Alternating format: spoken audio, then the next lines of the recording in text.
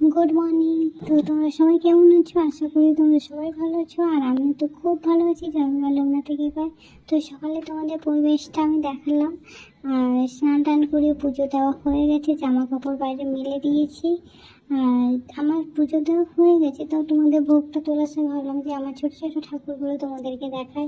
ছোট্ট জয় বাবা লগ্না, ছোট্ট লক্ষ্মীনারায়ণ, ছোট্ট হচ্ছে সরস্বতী, শিব, বজরংবলী, নারায়ণ, গণেশ, সব ছোটো ছোটো। তো কোয়ার্টারের মধ্যে যেরকম হয় না সেরকমই। তো পায়রার খোপের মতন কোয়ার্টারগুলো ছোটো ছোটো।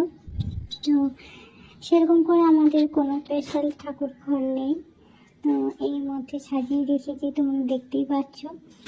আর আমার হরিমঞ্চেও পুজো দেওয়া হয়ে গেছে। তো আজকে হচ্ছে নিরামিষ। তো সন্ধ্যার সময় একটু মন্দিরে আসলাম। হয় না, সময় হয় না দুটো বাচ্চাকে নিয়ে, আর এই স্কুল ছেলেকে ছাড়তে যাওয়া, নিয়ে আসা, সংসারে রান্না বান্না কাজ করা, আবার মেয়েকে ক্লাসে দেওয়া, এ করা। তো আমার সম্ভব হয়ে ওঠে না যে সবসময় গিয়ে মন্দিরে যাওয়াটা। তাও চেষ্টা করি মাসে একবার শনি মঙ্গলবারের নিরামিষের সময় তখন গিয়ে বাবা লোকনাথের সঙ্গে একটু দেখা করে আসি, প্রণাম করে আসি, একটু পুজো দিয়ে আসি। তো এখানে হচ্ছে এই মন্দিরটা 4 বছর হয়েছে, দুর্গাপুরে নতুন।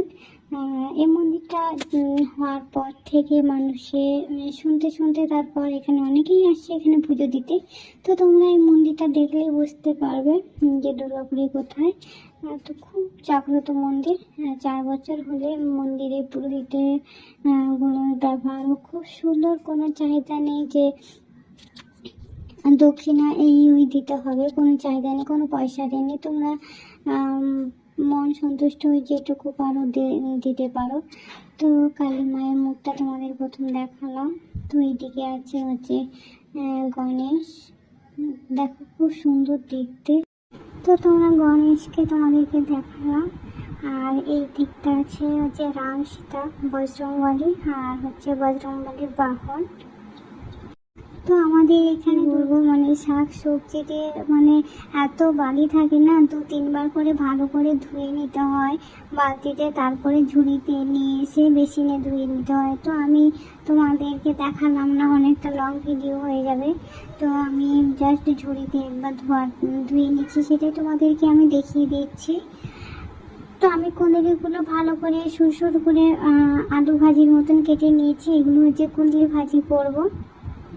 তো আমি কড়াইটা চাপিয়ে দিলাম, আর কড়াইয়ের মধ্যে একটু সর্ষে তেল দিলাম। তো অনেকেই হচ্ছে সাদা তেল দিয়ে রান্না করেন, অনেকে সর্ষের তেল দিয়ে রান্না করে। তো আমি হচ্ছে সর্ষের তেলটা ইউজ করতে বেশি ভালোবাসি, আমি সর্ষের তেলে রান্নাটা খাই বেশি।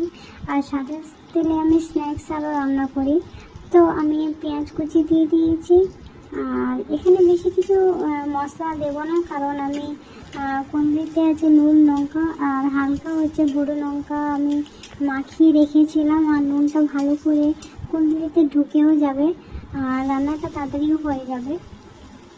তো আমি সবগুলো যেগুলো নুন আর হলুদ লঙ্কা মেশানো ছিল সেগুলো দিয়ে দিয়েছি। আর তোমাদের আলাদাভাবে কাঁচা লঙ্কা খেতে ভীষণ ভালোবাসে, যেই রান্না করো না কেন কাঁচা লঙ্কা যেন থাকে ওই রান্নাতে। তো পনিরের ভাজিটা আমি ঢাকা চাপিয়ে দেবো। তো এইদিকে এটা হতে থাক, অন্যদিকে অন্য কাজগুলো করে আসি, চলো। তো তোমরা দেখতেই পাচ্ছ এক বালতি জলে পুঁই শাকটা ঢেলে দিলাম, আর পুঁই শাকটা আমি কেটে রেখেছি ছোট ছোট পিস করে, ওইগুলোই দিয়ে দিলাম। এত বালি থাকে না শাকে কি বলবো, তাই 2 বালতি করে জল দিয়ে ধুতে হয়, আর চেপে চেপে ধুলে বালিগুলো নিচে পড়ে যায়। তাই আরেকবার জল ফেলে দিয়ে আরেকবার পুনরায় জল নিয়ে ধুয়ে নিই। তারপর বেসিনে গিয়ে এমনি ঝুড়ি বা যেখানেই সবজি থাক না কেন ওইগুলো একটু ভালো করে ধুয়ে নিয়েছি। তো আমি বেসিনে ঝুড়িটাকে ধুয়ে নিয়েছি। আর এদিকেই দেখো আমার কুঁদরি ভাজাটা অলরেডি হয়ে গেছে। নুন হলুদ মাখা থাকলে না তাড়াতাড়ি যে কোনো জিনিস রান্নাটা তাড়াতাড়ি হয়ে যায়, নুনটা ঢুকে যায়, নরমাল হয়ে যায়। তো কড়াইটা আমার গরম হয়ে গেছে, 4টে শুকনো লঙ্কা দিয়ে দিয়েছি, আর এটা একটু লাল করে ভেজে নেব। আর রেস্টুরেন্টটাও খুব ভালো লাগে। তার সাথে আমি 5 ফোড়ন দিয়ে দিলাম, আর কেটে রেখেছিলাম আমি আলু, তো ওই কাটা আলুগুলো দিয়ে দিলাম, একটু ফ্রাই করে নেব, একটু লালচে লালচে করে নেব। তো মশলাটা আমি ভালো করে কষিয়ে তারপরে তুলে নেব। তো আমি আর তোমাদের দাদা ভাই সবজি খাই, কারণ হচ্ছে আমার ছেলে মেয়ে একদম সবজি পছন্দই করে না। এক মাছ ভাজা দিয়ে দিলে ওইটাকে ভাত খেলো।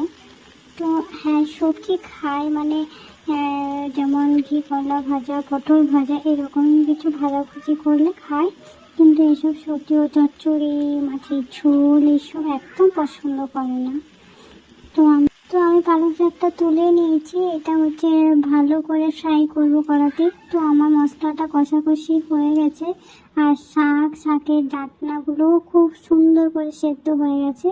তো আমি এর মধ্যে সাদা সর্ষে দিলাম, আর বেশি জল দেব না, কারণ আমার সেদ্ধ হয়ে গেছে, হালকা একটু বাকি আছে। তো এটা আমি একটু পরে নামিয়ে নেব। তো কড়াইটা আমার গরম হয়ে গেছে, আর মাছগুলো তুলে দিয়েছি। তোমরা হয়তো ভাবে যে দাদা ভাই আর তুমি আর দুটো বেবি আছে, বাচ্চা আছে, তো এতগুলো মাছ রান্না করছো, কি ব্যাপার? তো আমি বলি, একদিন নিরামিষ হয়েছে তার আগের দিন, আর এগুলো ফ্রিজে ছিল। আর আমরা হচ্ছে বেশি দিন ফ্রিজে রেখে মাছ খাই না। দেখবে ফ্রিজে রাখলে মাছগুলো না সাইডে সাদা সাদা হয়ে যায়, আর সেই মাছ রান্না করে টেস্টও আসে না, আর খেতেও ইচ্ছে করে না, মানে গা গুলাতে থাকে। তো একটা স্মেল দেয় বাজে। তো তোমরা বুঝতে পারবে না ফ্রিজ থেকে বার করলে, যখন বাইরে রেখে দেবে জলটা মানে বরফটা ছেড়ে যাবে, জল বেরিয়ে এসে ও একটা স্মেল দেয়। তো আমি মশলাটা কষিয়ে নিলাম, ভালো করে এর মধ্যে জল দিলাম। তো আমি এই জন্য ফ্রিজে বেশি দিন মাছ রেখে খাই না সত্যি।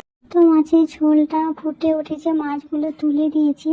আর বেশিক্ষণ মাছগুলো রাখবো না, কারণ 5 মিনিট পরে নামিয়ে দেবো। এটা হচ্ছে মাখামাখি ঝোল করব।